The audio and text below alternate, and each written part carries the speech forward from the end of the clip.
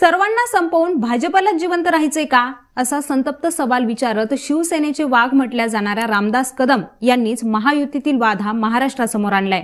हा सवाल जरी एकाच ओळीचा असला तरी त्यातून आगामी लोकसभा निवडणुकीच्या पार्श्वभूमीवर भाजप, शिवसेना आणि राष्ट्रवादी या महायुतीमध्ये किती टोकाचे वाद सुरू असावेत याचा अंदाज आपण लावू शकतो।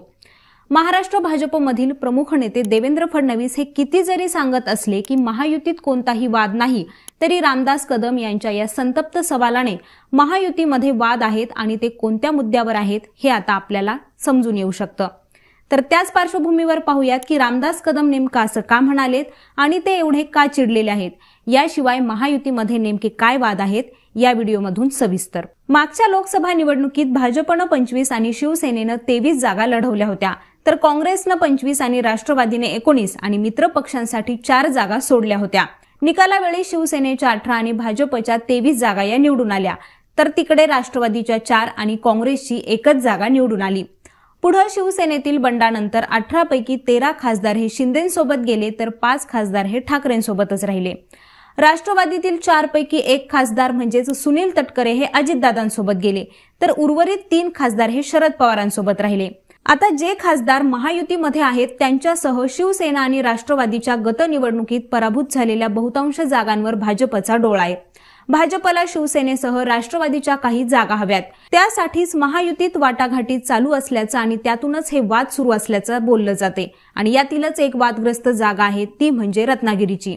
रत्नागिरी मतदारसंघ मिळावा यासाठी भारतीय जनता पक्षाकडून प्रयत्न सुरू आहेत।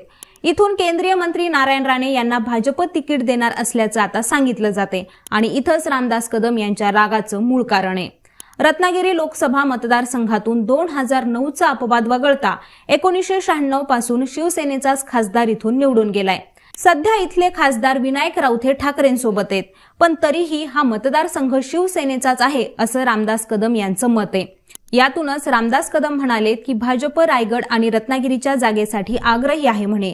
तुम्ही रायगडमध्ये सांगाल आम्हीच, उद्या म्हणाल रत्नागिरीतही आम्हीच, त्यामुळे मला त्यांना सांगायचं आहे की असं होत नसतं। रत्नागिरी ही आमची जागा आहे, तिथं आमचाच उमेदवार निवडून आला आहे, त्या जागेवर पूर्णपणे शिवसेनेचा अधिकार आहे। तुम्ही रत्नागिरीची जागा मागाल, रायगडची जागा मागाल, तुम्हाला सर्व पक्षांना संपवून एकट्यालाच जिवंत राहायचं आहे का? आणि कुठल्याही परिस्थितीत रत्नागिरीची जागा आम्ही सोडणार नाही, ती जागा आम्हीच लढवणार, ती आमच्या हक्काची जागा आहे असं त्यांनी ठासून सांगितले। आता वाटाघाटीत ही जागा शिवसेनेकडे कायम राहिली तर मंत्री उदय सामंत यांचे भाऊ किरण सामंत यांच्या नावाची इथून चर्चा सुरू आहे आणि त्यांनीही तशी इथून तयारीही सुरू केली आहे। त्यामुळे आता भाजपचा प्रयत्न की रामदास कदम यांचा आग्रह नेमकं कोण जिंकतं हे त्या काही दिवसातच स्पष्ट होईल।